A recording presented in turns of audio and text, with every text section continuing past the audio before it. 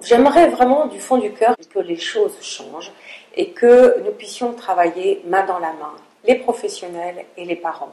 Il faut que les professionnels, ce qui est le plus important, les professionnels, c'est-à-dire les médecins, les éducateurs, les psychologues, il faut qu'ils puissent mettre en pratique leur savoir, mais d'une façon adaptée à leurs patients.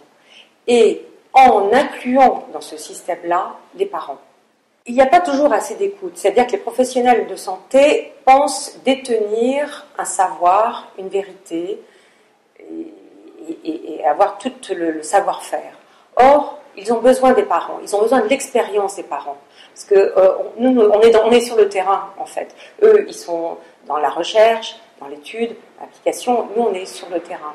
Et ça peut être qu'ensemble qu'on peut trouver des vrais systèmes adaptés aux jeunes.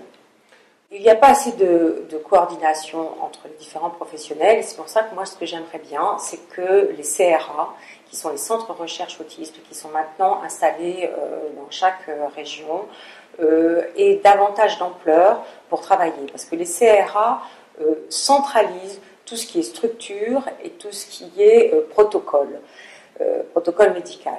Et donc, les parents, quand ils se retrouvent seuls, il faut qu'ils puissent aller spontanément vers un CRA. Et là, ils peuvent leur apporter une aide. Tout comme les structures, les lieux de vie, ils doivent aussi s'appuyer sur les CRA, parce que tout ça peut travailler main dans la main.